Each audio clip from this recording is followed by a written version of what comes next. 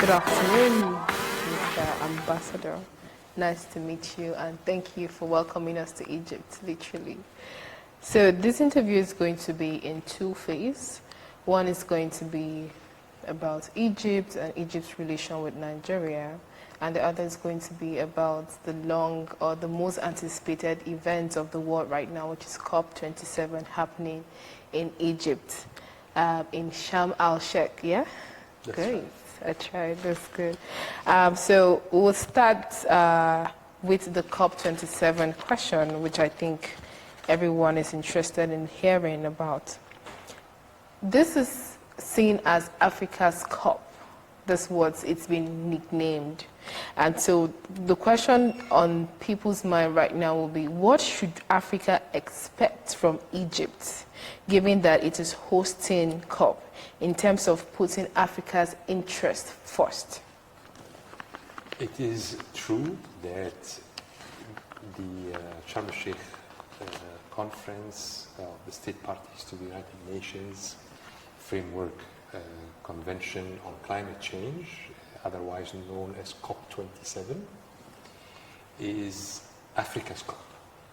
It is taking place at a very significant juncture of our world, of course, with all the challenges facing the world now economically,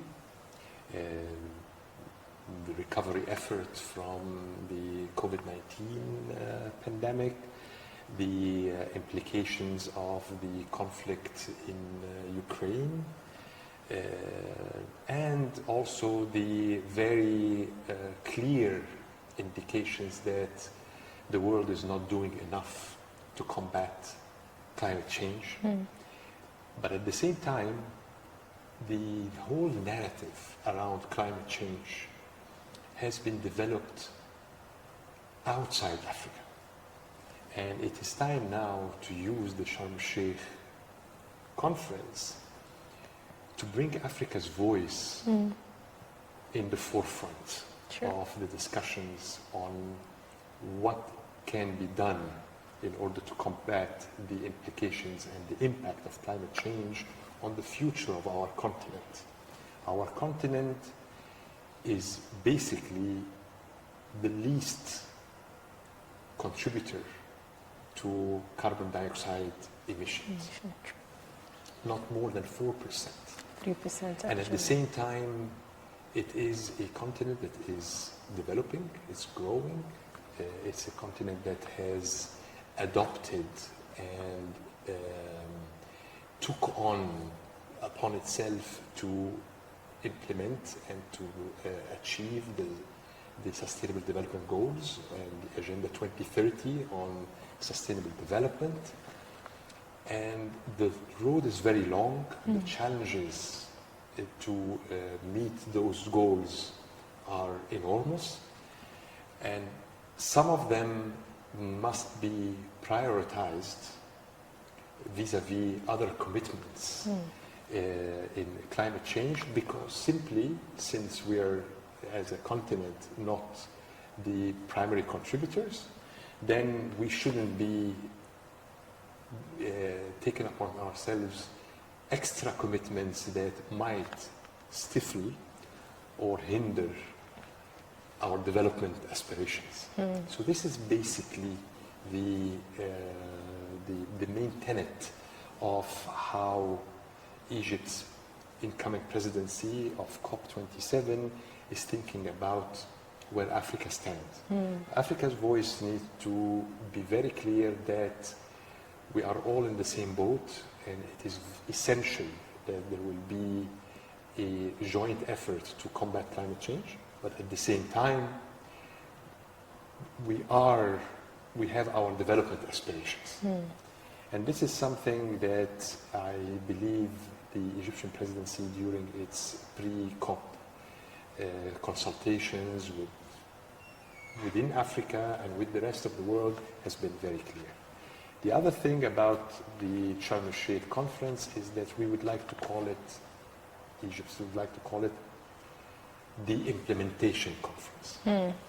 Many of the pledges made in previous conferences regarding support to the developing countries, and especially Africa, on how the transition to renewable energies, for example, should take place without undermining our development and growth aspirations, is yet to materialize.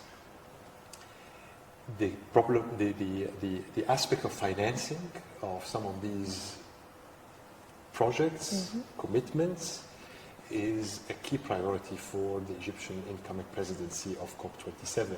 And it is something that all African countries agree that COP27 should and must actually come out with practical actions. Yeah. We are, at the same time, we do realize that the moment might be a little bit challenging because of the costs of the conflict in Ukraine, because of the incomplete recovery of the global economy after COVID-19. There are competing priorities for financing all over the world, but at the same time, if we are serious about combating climate change, but also equally serious about achieving the Sustainable Development Goals, then this is the conference and this is the kind of discussion that needs to take place in Sharm el-Sheikh. So that's why we believe there is an opportunity for Africa to speak with one voice on the issues that matters the most for the future of Africa and for the issues that challenges Africa in terms of climate and in terms of economic development. Sure. So a quick follow-up on that. You said Africa needs to speak with one voice, and Egypt, perhaps probably consciously or subconsciously, but by being the next president or the next presidency for COP, has assumed that leadership position. And quick question around that would be, how is Egypt mobilizing and organizing other African heads of state to make sure that we're speaking with one voice at the upcoming COP27? The consultations at different political levels have been ongoing, as well as the consultations at the technical level. First of all, Africa has a group of negotiators that have been established a long time ago to participate and to represent Africa's common position at the expert and technical level. So this group has been mobilized, and through that group we go a step up to the ANSEM, what we call the African Council of Ministers of Environment, which is also the higher political level of Ministers of Environment, which is also a very important configuration to discuss what is coming out at the expert level. And then President Abdel Fattah el-Sisi of Egypt has invited, there is a segment of the Sharm el-Sheikh conference called the Leaders Summit, where President el-Sisi has prioritized invitations addressed to African leaders to be present in Sharm el-Sheikh to the extent possible in big numbers. And in order for the concerns of Africa to be voiced not only jointly in one meeting, but also in the various bilaterals that are expected to take place around Sharm el-Sheikh. The world leaders will be there, and African leaders will be there, and of course there is hope that we synchronize and synergize our messages at that highest political level, so that the message doesn't come only in declarations that we are planning to put together, but also in the messages of the various leaders and ministers among themselves and with the other leaders and ministers from all over the world. So this is how we try to mobilize, formulate the message. There are levels of formulating the messages, putting the priorities, and there will be, the leaders will be there, hopefully in number, to make sure that those messages come across at the highest political level. And pretty interesting way of organizing these things, and I can't wait. I'm looking forward to see what the outcome will be by November. So a little detour from that, but still in line with, Africa's voice and Africa's demand. So last week in Rotterdam at the Africa Adaptability Summit, we saw that leaders from the Western countries did not show up at that meeting. How do you think that reflects on, the joint effort, the various demands that are yet to be met, and also its implication on agreements that we're hoping to make at COP27? As I mentioned, we do recognize the challenging moment that the world is living in or undergoing. Our preparations and our very close coordination with the outgoing presidency, which is the United Kingdom, is focusing on the fact that despite the fact that there are various challenges, the world cannot afford not to act. The world cannot afford to delay action because of the challenging moment that we are living in. We still have a few weeks until COP27. We are receiving very positive indications that world leaders, especially from developed countries and industrial countries, they do recognize that we cannot walk back from the commitments that were made, whether in Glasgow or in previous 25, conferences. 21, And most recently, there was the International Panel on Climate Change that issued a report that says that we are actually the world is in a very serious situation when it comes to emissions. And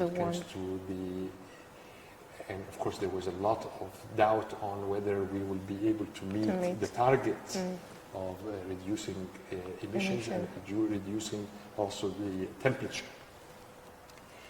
And that came as a wake-up call to all of us, that while we are undergoing these challenges, there is no walking back and there is no turning back. So we do hope and we are confident that world leaders will still show up, but showing up only is of course a sign of commitment, which is very, very important, but hopefully also they are showing up with the readiness to make commitments and pledges for the implementation of previous commitments that were made. So we will still be working on that. There are efforts ongoing, diplomatic and otherwise, to make sure that we are able to get to have the best outcome in the circumstances. Okay. So in one word, just in one word, how would you describe what happened at Rotterdam?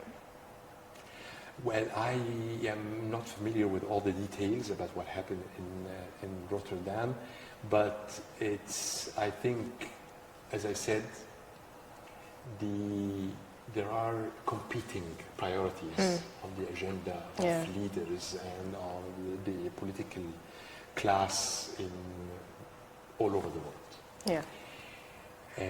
But come Sharm el-Sheikh and COP, it's a UN conference at the end, and it is the framework around which all our commitments to combat climate change is structured,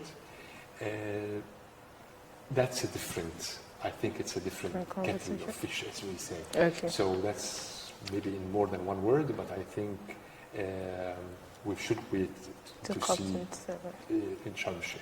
Okay. Are there specific roles or the big players in Africa can play at COP27?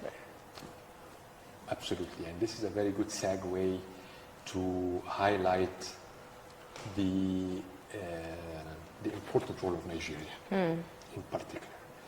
And Nigeria has been very, very vocal about the tenet of the Africa position and the African interest, especially in the particular area of just energy transition. Yeah. There is no development without energy, and there is no development without access to energy. True. It's one of the 17 Sustainable Development Goals is access to energy. So Nigeria has been very vocal about it. The President Buhari is a major champion of how Africa should mobilize itself to maintain its fair share of energy access, and how access to energy and combating climate change should not necessarily be two contradictory goals for humanity. So Nigeria plays a major role within Africa, thanks to President Buhari's very vocal and very clear position, but also Vice President Osinbajo. His Excellency Vice President Osinbajo has been very, very vocal. His writings in The Economist, in major publications like Foreign Affairs, his most recent visit to the United States, and his lecture that was delivered while in Washington. He is a major champion to one of the most important African positions and aspirations, which is just energy transition. And this is something, element that is shared widely across Africa, and it is very, very important that countries such as Nigeria, Egypt, Kenya, Senegal, Morocco, Algeria, and many of the big economies of Africa are able really to mobilize around them within their respective sub-regions, but also to be able to speak with one voice and to be very vocal about what are the priorities of Africa. And that's why we work very closely with Nigeria, and there is a very good synergy on many of the main priorities before Sharm el-Sheikh. Great. Could you quickly outline a few of these priorities, aside the just energy transition, which is very important, of course, to the African continent? What other priorities are we looking at Africa speaking to with one voice? The question of adaptation. So how developing countries could adapt to the transition to green economies, and green energy, new and renewable energy. This is a very important aspect. We do recognize as Africa that this is a goal that we need to achieve, but at the same time, we know that this is going to cost, and that the international community has the responsibility to aid Africa in its transition to this kind of energy, which is still not very affordable to all the economies. So the technology need to be available. And there is a lot of effort that needs to be made. There is a lot of commitment and political will that needs to be demonstrated by the international community in that particular direction, which is the adaptation. Yeah. It's not only the adaptation of the energy, it's how our industry, how our economies can be transformed into a green economy. This is not something, it's not a button that you are going to push and then you all of a sudden transform social and economic traditions and realities. Yeah. And we're talking about the clean cooking in Africa. How are we going to make the transformation to the clean energy for the household, for the regular household in the villages and in the small towns of Africa? These are a make or break for the future of the continent, for the future of developing countries, for the future of the global economy itself. If the majority of the population of the world that live in the developing world is unable to make that transformation, then our goal towards combating climate change, but also towards ending poverty, will not be attained. So we are here in very, very clear about that ending poverty and attaining the goals for preserving our earth and combating climate change should not be in contradiction. So that's another dimension. Great. Very interesting point you've raised there. So what specific demands should we be looking out for at the negotiation table at COP27?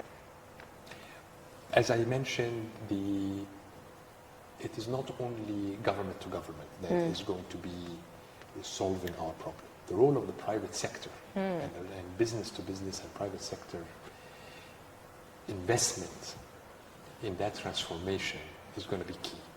So if the larger title is financing, and the issue of financing is key because developing countries cannot do it alone. And also I need to remind again, the developing countries are not the largest emitters, especially the African countries are not the largest emitters. Then we are talking here about financing that will have to come from government, international financial institutions, investment funds, but also private sector and companies that are able to transfer the technology needed at a cost-effective rate. This is the main challenge, and this is the main ask that will be presented at Sharm el-Sheikh, that cuts across the various aspects of the agenda of the conference, from adaptation to, of course, the mitigation, to compensation, and risks, and all of the agenda items. Okay, great. So to close up the part of the interview that speaks to COP27, we'll need to ask, what role can the media play in all of this, in spotlighting and highlighting and also sending the African message out? I think there is a very important role for the media to, and of course, part of the COP27 is not only government. Businesses are going to participate. Civil society will be participating in number. So this is not about what governments say or can agree to. This is about all levels of our societies is able to achieve together. And this is where the media's role is key. It's synthesizing societies, synthesizing businesses,